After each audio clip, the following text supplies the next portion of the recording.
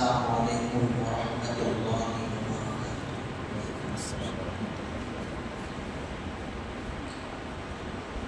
بسم اللہ الرحمن الرحیم۔ الحمد للہ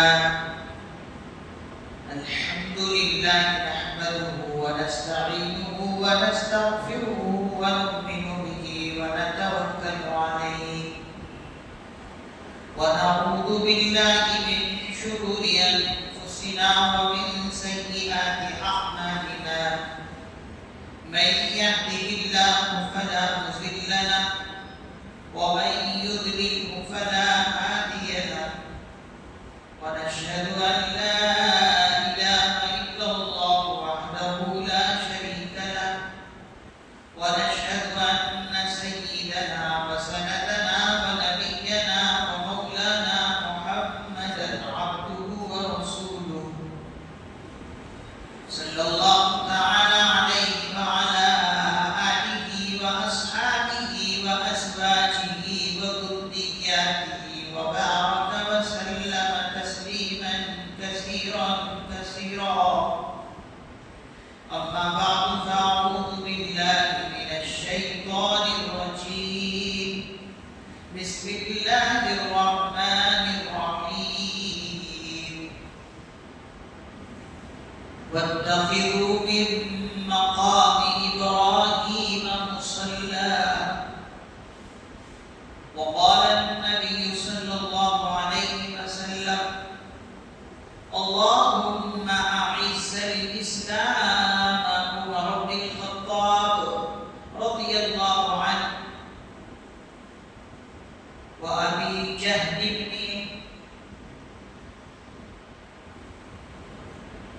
ابن هشام أو كما قال عليه الصلاة والسلام اللهم صل على سيدنا محمد وعلى آل سيدنا محمد وبارك وسلم سبحان ربك رب العزة عما يصفون وسلام على المرسلين والحمد لله رب العالمين۔ آپ سبھی حضرات ایک مرتبہ محبت کے ساتھ، ادب کے ساتھ، احترام اور عظمت کے ساتھ دل کی گہرائی سے درود پاک پڑھیں۔ معزز حاضرین کرام، عزیز دوستو، بزرگوں، نوجوان ساتھیوں، آج 25 ذی الحجہ سن 1447 ہجری کا آخری جمعہ ہے۔ اس سال کا آخری جمعہ ہے۔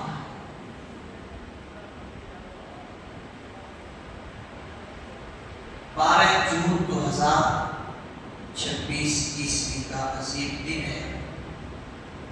بہت ہی اہم آج کا یہ جمعہ ہے۔ اللہ تعالیٰ سے دعا ہے کہ اللہ تعالیٰ مجھے آپ حضرات کی خدمت میں جس موضوع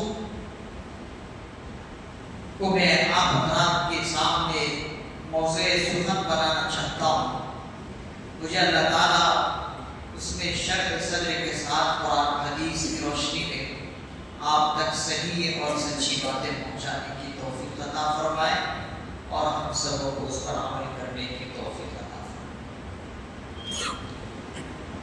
آج کا موضوع اور ٹاپک جو ہے وہ ہے حیات عمر فاروق رضی اللہ عنہ اور آپ کی وفات۔ اللہ تعالیٰ سے دعا ہے کہ اللہ تعالیٰ ہم سب کی زندگیوں میں حضرت عمر فاروق رضی اللہ عنہ کی زندگی کا کچھ عکس اور تصویر ہماری زندگیوں میں عطا فرمائے، عنایت فرمائے۔ دوستو، حضرت عمر فاروق رضی اللہ عنہ یہ اسلام کے دوسرے نمبر کے خلیفہ ہیں. کون سے نمبر کے؟ دوسرے نمبر کے خلیفہ المسلمین اور مومنین. صدیق اکبر رضی اللہ عنہ خلیفہ اول ہے اور خلیفہ ثانی حضرت عمر فاروق رضی اللہ عنہ ہے. ان کی وفات جو ہوئی ہے وہ یکم محرم الحرام کو ہوئی ہے، جو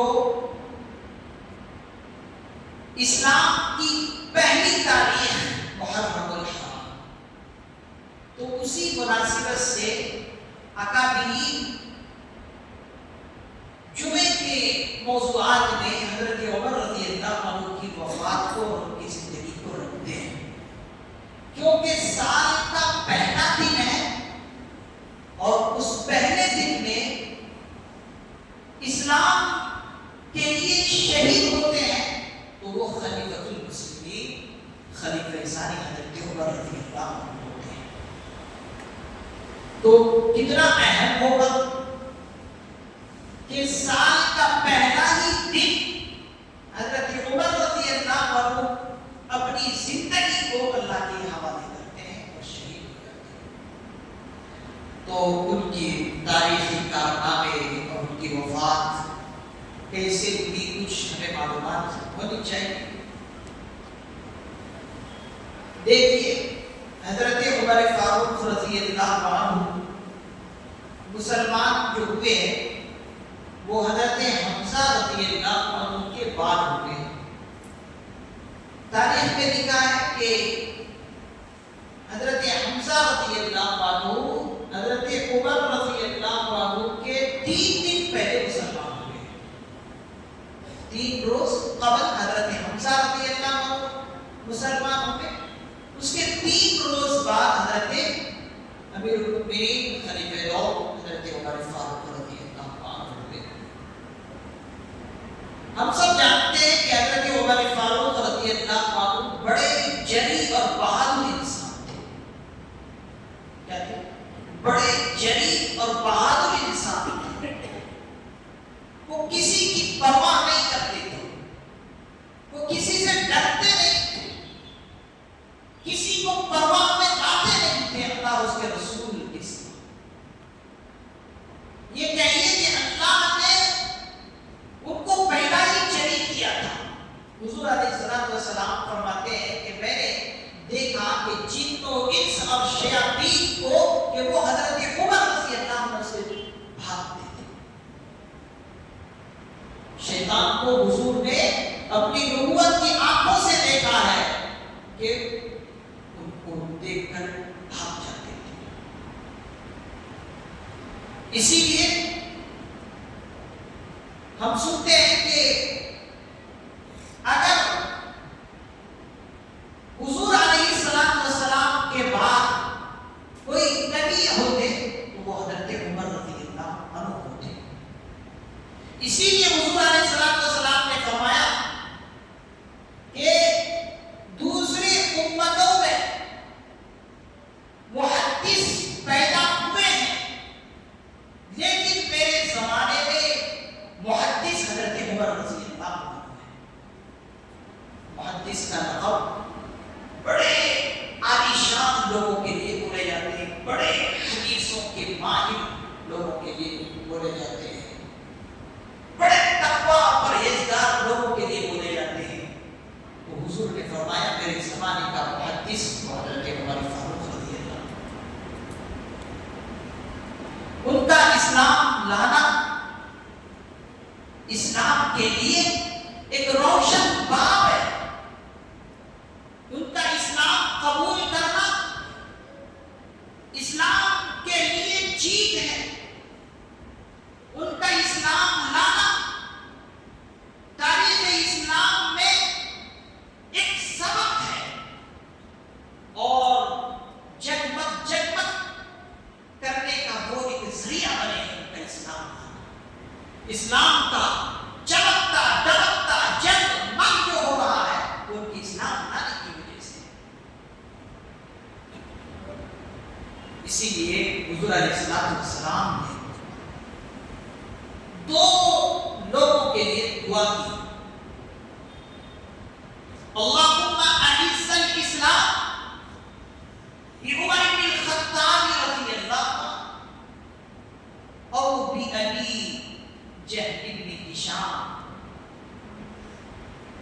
اے اللہ، دو عمروں سے اسلام کو قوت پہنچا، کیا دو عمروں سے اے اللہ اسلام کو قوت بخش، طاقت بخش۔ وہ دو کون ہیں؟ حضور علیہ السلام نے فرمایا ان دونوں میں سے آپ کو جو پسند ہے، چاہے وہ حضرت عمر رضی اللہ عنہ یا پھر عمرو بن ہشام یعنی ابو جہل۔ اللہ تعالیٰ نے ان دو عمروں میں سے جن کو پسند کیا وہ حضرت عمر رضی اللہ عنہ ہے، ابو جہل کو اللہ نے پسند کیا ہے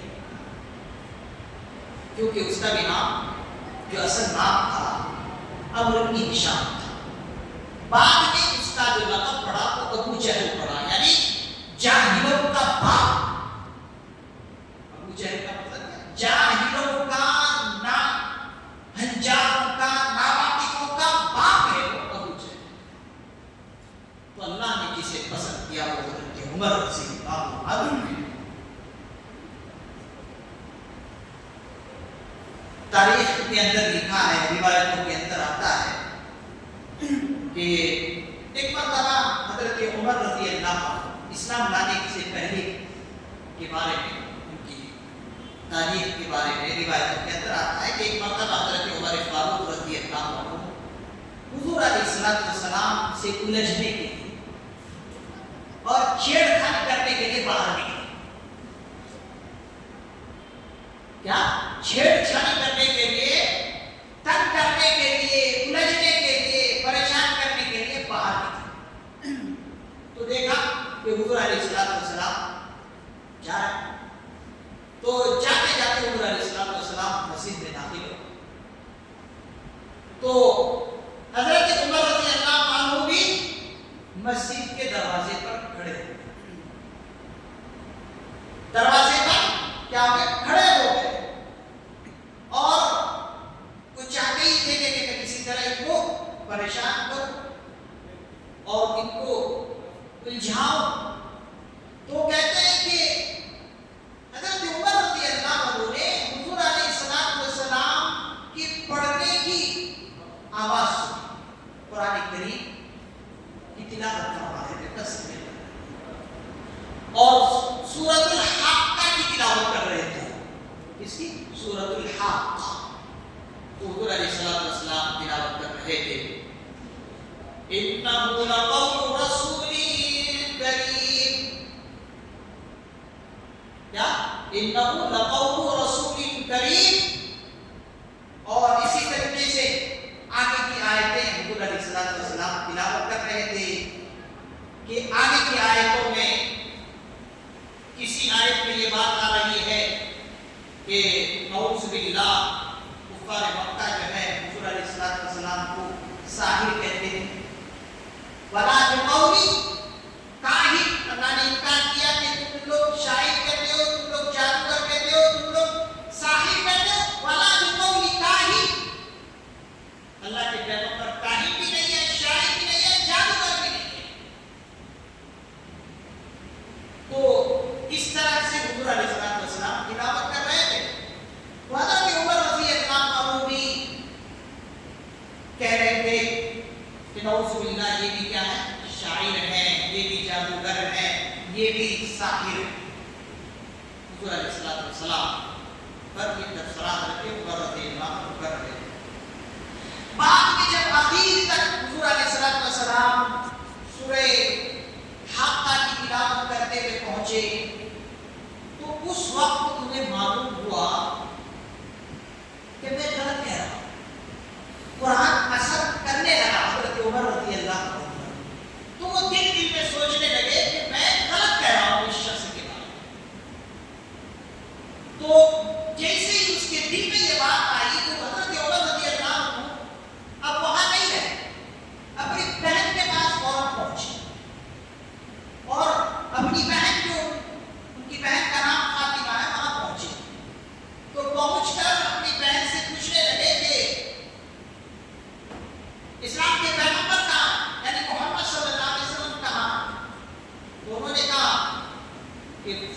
اکبر ہے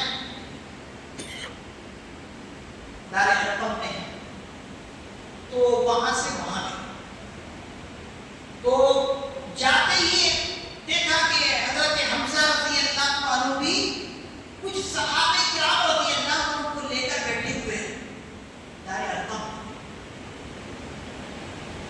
وہاں پر بعض نصیحت کی باتیں ہوتی تھی، تو حضور علیہ السلام اندر تھے اور حضرت حمزہ رضی اللہ عنہ جو ان سے قبل 3 دن پہلے مسلمان ہو چکے تھے، وہ بھی وہاں پر حضرت صحابہ کرام رضی اللہ عنہ کو لے کر بیٹھے تھے۔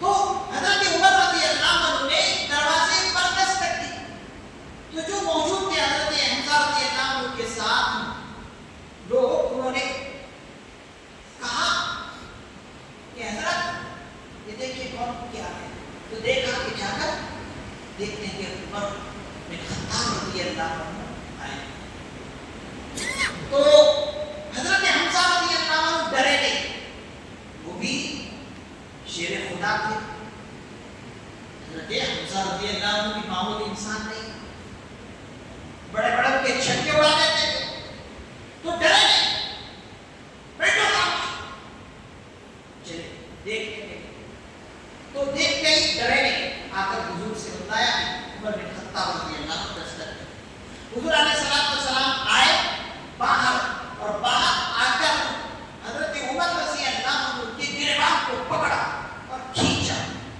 کہتے ہیں کھینچتے ہی حضرت عمر رضی اللہ عنہ اپنے آپ کو سنبھال نہیں سکے، کہتے ہیں ان کا قدم ڈگمگایا، اور جب حضور علیہ السلام کسی کے گریبان کو پکڑے تو حضور کی نورانیت ہاتھ کی کوئی انسان محسوس کیسے نہ کرے؟ تو حضرت عمر رضی اللہ عنہ کہتے ہیں کہ میں حضور کی نورانیت والے ہاتھ کی ٹھنڈک اپنے دل میں محسوس کی، تو حضور نے مجھ سے کہا کہ عمر تو باز نہیں آتا، لیکن اتنے جلیل انسان ہے کہ جن سے پورا عرب ڈرتے تھے، قریش مکہ کے لوگ ان سے ڈرتے تھے، اور سفارت کی ذمہ داری ان کے ہاتھ میں ہوتی تھی، لوگ ان کو بڑے پیمانے پر اعلیٰ اور عہدہ دیے ہوئے تھے۔ حضور علیہ السلام ڈرے اور گریبان پکڑ کر کہنے لگے اے عمر تو باز نہیں آتا؟ فوراً حضرت عمر رضی اللہ عنہ کہتے ہیں کہ میں کلمہ طیبہ لا الہ الا اللہ محمد رسول اللہ پڑھنے لگا، لا الہ الا اللہ وحدہ لا شریک لہ لہ الملک و لہ الحمد، یہ پڑھنے لگا۔ کہتے ہیں یہ آواز حضرت عمر رضی اللہ عنہ کی زبان سے نکلنی تھی، پورا مجمع نعرہ تکبیر بلند کرتے ہوئے بلند آواز ہے۔ پھر کیا حضرت عمر رضی اللہ عنہ نے اس وقت حضور علیہ السلام سے فرمایا اے کائنات کے آقا اور مالک، اب میں مسلمان ہو چکا ہوں، اب بتائیے میں آپ سے ایک بات پوچھتا ہوں، کیا ہم حق پر نہیں ہیں؟ کیا پوچھتے ہیں؟ دیکھیے ایمان جیسے ہی کے اندر آیا تو عجیب و غریب طاقت ہویا کہ فرماتے ہیں اللہ کے پیغمبر صلی اللہ علیہ وسلم آپ بتائیے کیا ہم حق پر نہیں ہیں؟ حضور علیہ السلام نے فرمایا کیوں نہیں، ہم ہی حق پر ہیں۔ تو حضرت عمر رضی اللہ عنہ نے اسی وقت اعلان کر دیا کہ جب ہم حق پر ہیں تو اب چھپ چھپا کی عبادت کرنے کی ضرورت نہیں ہے۔ اب حضرت عمر رضی اللہ عنہ نے کہا کہ چلیے اب مسجد حرام کے سامنے ہم بلند اعلان کرتے ہوئے ہم نماز پڑھیں گے، اللہ کو یاد کریں گے۔ تو ایسے انسان حضرت عمر فاروق رضی اللہ عنہ ہے کہ اسلام لاتے ہی یہ کہیے کہ اسلام کو قوت آ رہی، طاقت آ رہی، تو اسلام یہ لائے بھی ہے تو علل اعلان لے کر آئے۔ اور دوسری ان کے اندر خصوصیت یہ کہ یہ پہلے شخص ہیں کہ جنہوں نے علل اعلان ہجرت فرمائی ہے مکے سے مدینے کی طرف۔ نہیں تو بہت ہی آپ کو گنے چنے صحابی ملیں گے جنہوں نے علل اعلان ہجرت کیے ہو مدینہ منورہ کی طرف، بہت کم ملیں گے۔ یہی تنہا ہے حضرت عمر رضی اللہ عنہ کے علل اعلان ہجرت کیے ہیں ہجرت کرتے ہوئے کتنی بہادری انہوں نے دکھائی ہے دیکھی. کہتے ہیں کہ انہوں نے قوس کو دی، ایک ہاتھ میں تلوار اور ایک ہاتھ میں تیر، اور کہنے لگے کہ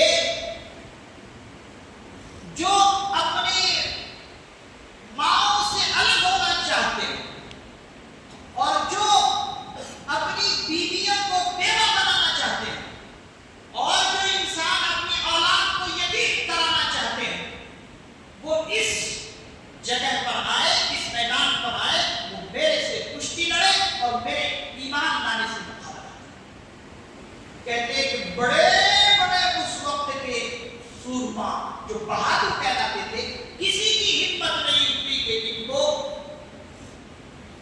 ہجرت کرنے سے پہنچا. اسی لیے حضرات علماء کرام لکھتے ہیں کہ حضور علیہ السلام نے ارشاد فرمایا ہے کہ حضرت عمر رضی اللہ عنہ ہی ہیں کہ جن کی رائے پر قرآن اترا کرتا تھا، جن کی زبان کو اور دل کو حق کے لیے اللہ نے چن لیا. 27 آیات حضرت عمر رضی اللہ عنہ کے رائے کے مطابق اللہ نے اتاری. ایک آیت کسی کے رائے کی موافقت میں قرآن میں اللہ آیت اتار دے تو وہ اس کے لیے خوش نصیبی ہے. لیکن حضرت عمر رضی اللہ عنہ ہے جن کے رائے کی موافقت میں 27 آیت اتری ہے اور 40 احادیث حضور علیہ السلام کی طرف سے حضرت عمر رضی اللہ عنہ کے بارے میں، فضیلت کے بارے میں، اور کیا کیا حضرت عمر رضی اللہ عنہ نے اسلام کو نہیں دیے. کہتے ہیں کہ اسلام کے اندر حضرت عمر رضی اللہ عنہ نے اس چیز کو داخل کیا کہ بڑے بڑے حکمرانوں کے گھروں کے سامنے دربان کے طور پر لوگ جو ہے پہلے رکھا کرتے تھے، جسے آج ہم باڈی گارڈ کہتے ہیں. جیسے آج کی دنیا اپنے کے باڈی گارڈ رکھتی ہے، حضرت عمر رضی اللہ عنہ نے حکمرانوں کے درباروں سے باڈی گارڈ کو ختم کیا. کہا کوئی ضرورت نہیں کسی باڈی گارڈ کے رکھنے کی.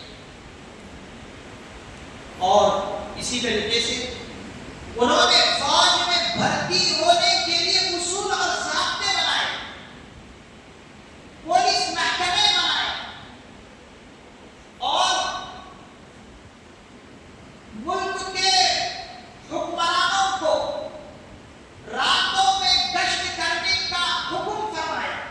جیسے خود گشت کیا کرتے تھے گھروں میں، گلیوں میں رات کے اندر، کہ کون کیا کر رہا ہے، کون کیا خرابی میں مبتلا ہے، کون سے گناہ میں مبتلا ہے.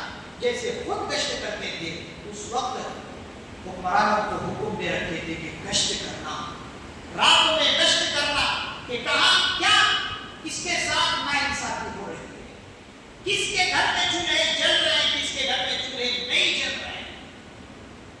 وہ پوری کی پوری فہرست حضرت عمر رضی اللہ عنہ نے اسلام کے اندر نافذ کی. اور بڑی بڑی چیزیں جو اسلام کو چاہیے حضرت عمر رضی اللہ عنہ نے اسے نافذ کیا. اور حضرت عمر فاروق رضی اللہ عنہ کو یہ شرف بھی حاصل ہے کہ اپنی بیٹی کو لوگوں کی مائیں بنوائے ہیں. حضرت حفصہ رضی اللہ عنہ حضرت عمر فاروق رضی اللہ عنہ کی بیٹی ہے. ساری امت مسلمہ کی وہ ماں ہے، ام المؤمنین حضرت حفصہ رضی اللہ عنہ. حضور کی ساری ازواج ہم سب کی کیا ہے؟ روحانی مائیں ہیں. تو حضرت حفصہ رضی اللہ عنہ جو حضرت عمر رضی اللہ عنہ کی بیٹی ہے، وہ امت کی مائیں ہونے کی شرف رکھتی ہے. عجیب و غریب واقعات ہے کہ حضرت حفصہ رضی اللہ عنہ کا نکاح تھا. کہتے ہیں کہ حضور علیہ السلام نے حضرت حفصہ رضی اللہ عنہ کے شوہر کو، جو کہ خمیس نام کے شوہر تھے، ان کو ایک جگہ پر بھیجے. ان کے شوہر کا وہاں پر انتقال ہو گیا، وفات ہو گئی۔ اب حضرت حفصہ رضی اللہ عنہ کیا ہو گئی؟ بیوہ ہو گئی۔ تو حضرت عمر رضی اللہ عنہ کی کیونکہ بیٹی ہے، تو حضرت عمر رضی اللہ عنہ کی چاہت یہ ہے کہ بیٹی کو بیوہ نہ چھوڑا جائے، کسی کے نکاح میں رکھا جائے۔ آج ہمارے یہاں یہ کمی ہے کہ ہماری بہنیں بیوہ پڑی ہیں، ہمیں کوئی رتی برابر بھی تکلیف اور دکھ نہیں، ہم خود عیش سے گزارتے ہیں اپنے دن و ایام، ہماری بہنوں کا کوئی خیال نہیں ہے، بیٹیوں کا کوئی خیال نہیں۔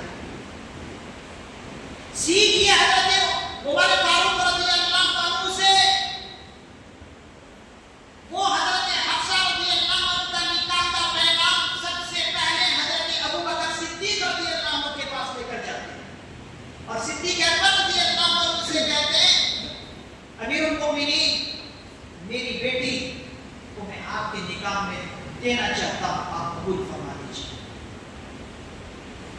لکھا ہے تاریخ کے اندر کہ حضرت ابو بکر صدیق رضی اللہ عنہ نے کوئی جواب نہیں دیا، کوئی جواب نہیں دیا۔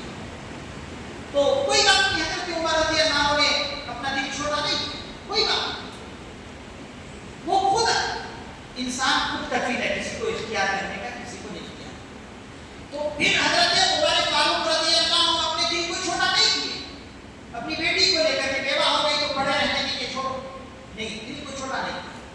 پھر حضرت عمر فاروق رضی اللہ عنہ نے حضرت عثمان غنی رضی اللہ عنہ کے پاس نکاح کا پیغام لے کر گئے۔ حضرت عثمان غنی رضی اللہ عنہ سے فرمایا کہ عثمان غنی رضی اللہ عنہ، میں چاہتا ہوں کہ میری بیٹی کو آپ اپنے نکاح میں لے لیں۔ حضرت عثمان غنی رضی اللہ عنہ نے فرمایا مجھے ابھی کوئی نکاح کا ارادہ نہیں، کیا مجھے ابھی نکاح کا کوئی ارادہ نہیں۔ تو حضرت عمر فاروق رضی اللہ عنہ اب حضور علیہ السلام کے پاس ہی لے کر نکاح کا پیغام پہنچے، اور پہنچ کر پہلے حضرت عثمان غنی رضی اللہ عنہ کے بارے میں شکایت کی کہ حضور میں عثمان غنی رضی اللہ عنہ کے پاس اپنی بیٹی کا نکاح کا پیغام لے کر گیا، انہوں نے قبول نہیں۔ تو حضور علیہ السلام نے کیا فرمایا جملہ دیکھیے، اے عمر، حضرت عثمان غنی رضی اللہ عنہ کو جو نکاح میں لڑکی آنا ہے وہ تمہاری بیٹی سے افضل ہے، اور تمہاری بیٹی جس کے نکاح میں آنا ہے وہ سارے انسانوں سے افضل ہے۔ کیا فرمایا؟ تمہاری بیٹی کے نکاح کو جو قبول کرنا ہے، جسے ایکسپٹ کرنا ہے، وہ سارے انسانوں میں افضل ہے۔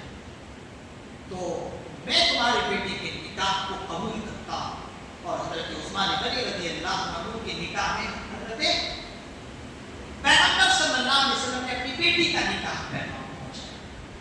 تو اس کے نکاح میں جو جانا تھا وہ تمام، تم سب کی بیٹی سے افضل بنی ہو، میری بیٹی جانا، اور میرے نکاح میں جو آنا تمام لوگوں کی بیٹی سے میرے نکاح میں آنا جو کہ تمہاری بیٹی ہے۔ تو دیکھیے اس طرح سے حضور علیہ السلام نے حضرت حفصہ رضی اللہ عنہا کو اپنی نکاح میں قبول کیا۔ اس وقت حضرت حفصہ رضی اللہ عنہا کی عمر 20 سال تھی۔ تو یہ شرف بھی حضرت عمر فاروق رضی اللہ عنہ کو حاصل ہے۔ کیا عجیب و غریب حکومت چلائے حضرت عمر فاروق رضی اللہ عنہ۔ آج پوری تاریخ میں حضرت عمر رضی اللہ عنہ کی حکومت کو کوئی انسان صرف نظر یعنی نظر پھیرتے ہوئے چلا جائے وہ نہیں سکتا۔ تاریخوں کے اندر لکھا بڑے بڑے حکمران دنیا کے اندر جو ہوئے ہیں، حضرت عمر فاروق رضی اللہ عنہ کے انصاف کو قبول کیے اور ان کو جگہ دی ہے، اور برملا اظہار کیے ہیں کہ یہ واحد حضرت عمر رضی اللہ عنہ کی شخصیت ہے کہ جنہوں نے ایسی بے مثال حکومت کی اور دنیا کو انصاف کا ایک پیغام دیا۔ یہاں تک کہ آج کی تاریخ میں اگر آپ پڑھیں گے، نہرو جی بھی حضرت عمر فاروق رضی اللہ عنہ کی حکومت کے بارے میں تعریف کیا کرتے ہیں۔ گاندھی جی بھی حضرت عمر فاروق رضی اللہ عنہ کی حکومت کی تعریف کیا کرتے تھے. عیسائی کمیونسٹ کے لوگ بھی حضرت عمر فاروق رضی اللہ عنہ کی حکومت اور انصاف کی تعریف کیا کرتے تھے. بڑے بڑے لوگ اور ہر جگہ پر جہاں جہاں بھی انہوں نے فتح کیے اور جیت کے پرچم لہرائے ہر ملک میں گئے اور جا کر ہر جگہ پر کچہریاں قائم کی, کورٹ قائم کیے اور پھر بیت المقدس کی فتح. پھر تو عجیب و غریب واقعہ, بیت المقدس کو فتح کرنے کے لیے جب حضرت عمرو بن عاص رضی اللہ عنہ گئے تو ارد گرد چکر لگایا تو وہاں کے جو رومی اشخاص کے لوگ تھے تو حضرت عمرو بن عاص رضی اللہ عنہ سے کہا کہ تم لوگ یہاں وقت گزار کر بیکار کر رہے ہو. دیکھو ہماری کتابوں کے اندر لکھا ہوا ہے کہ وہ شخص اس بیت المقدس کو فتح کریں گے جس کے اندر یہ صفات ہے. تو وہ چلے تو کہتے ہیں حضرت عمرو بن عاص رضی اللہ عنہ حضرت عمر فاروق رضی اللہ عنہ کے پاس آئے اور کہا کہ ان کی کتابوں میں کچھ صفتیں ہیں جو کہہ رہے تھے وہی سے فتح کریں. تو حضرت عمر فاروق رضی اللہ عنہ خود وہاں جانے لگے. ایک گھوڑا, ایک اونٹ لیا اور پیبند لگے ہوئے کپڑے, کیا پیبند لگے ہوئے یعنی سیے ہوئے, مختلف جگہوں پر جو سی لیتے ہیں کپڑے کو اسے پیبند لگنا کہتے ہیں. تو پیبند لگے ہوئے کپڑے اور ایک اونٹ لیا اور ایک غلام, باری باری حضرت عمر رضی اللہ عنہ سوار ہوتے, پھر اس کے غلام کو سوار کرتے, پھر حضرت عمر رضی اللہ عنہ سوار ہوتے, پھر غلام کو سوار ہوتے. تو جاتے جاتے جب مسلمانوں نے دیکھا کہ امیر المؤمنین آ رہے, سب استقبال کے لیے آگے اور کہنے لگے کہ امیر المؤمنین جہاں پر آپ جا رہے ہیں وہاں تو بڑے بڑے لوگ ہیں, اچھے سے اچھے کپڑا پہنیے. تو مسلمانوں نے بہترین ایک لباس پہنایا حضرت عمر رضی اللہ عنہ کو. کہتے ہیں کہ تھوڑے ہی قدم پہ حضرت عمر رضی اللہ عنہ نے کہا کہ اس لباس نے میرے اندر کچھ برے اثرات داخل کرنا شروع کر. یہ کپڑے مجھے اچھا نہیں لگ رہا ہے, کچھ اثر غلط لگا, لہٰذا جو میرے کپڑے سے پیبند لگے ہوئے وہی پہنو. لہٰذا وہی پہنے اور غلام کو دیا. جو اونٹ جو گھوڑے مسلمانوں نے ان کو دیے تھے وہ نہیں, وہی پرانا اونٹ جو تھا اس پر سوار ہو کر گئے. کہتے ہیں کہ جب وہاں کے لوگوں نے دیکھا, دیکھتے ہی یہ کہنے لگے کہ یہی سب نشانی ہے اس بیت المقدس کو فتح کرنے والے شخص کی. کہتے ہیں کہ چابی کیونکہ حضرت عمر فاروق رضی اللہ عنہ کے یعنی امیر المؤمنین رضی اللہ عنہ کے ہاتھ میں تھا. تو یہ ہے حضرت عمر فاروق رضی اللہ عنہ کی سادگی. بیت المال بھی سنبھالتے تھے. ایک مرتبہ بیمار ہو گئے, کچھ بھی کھانے کو نہیں تھا. ایک مشکیزہ شہر کا آیا تو کہنے لگے کہ یہ کیا کروں, ضرورت اس کی ہے. تو استعمال نہیں کیے, بہت معمولی قسم کا وہ مشکیزہ تھا شہر کا. تو حضرت عمر فاروق رضی اللہ عنہ جمعے کے روز منبر پر آئے اور آ کر لوگوں سے کہنے لگے, اے لوگوں میرے پاس کچھ بھی نہیں ہے اور یہ بیت المال ہے, اگر تم اجازت دو تو میں اسے استعمال کروں. سارے لوگوں نے خوشی بخوشی کہا کہ امیر المؤمنین آپ استعمال کیجیے اور اگر اس میں آپ کی شفا ہے تو شفا ہے. لیکن معمولی سا سامان ہے, اس کو اجازت کرنے کے لیے قوم سے اجازت مانگ. یہ ہے حضرت عمر فاروق رضی اللہ عنہ کی سادگی کی زندگی. 22 مربع میل زمین پر انہوں نے حکمرانی کی. 22 لاکھ مربع زمین پر جب حکمرانی کی. اگر آپ ان کی وفات جب اس وقت ہو رہی ہے, جب روح نکل رہی ہے, اگر آپ سنیں گے تو آپ اپنی آنکھوں سے آنسو جاری کریں. اللہ تعالیٰ سے دعا ہے انشاءاللہ اگر موقع ملا تو اس پر بھی گفتگو کریں گے. اللہ تعالیٰ سے دعا ہے کہ اللہ تعالیٰ انہی چند باتوں سے ہمیں ان کی زندگی سے سبق لینے کی توفیق عطا فرمائے اور اپنی زندگی کو سادگی کے ساتھ گزارنے کی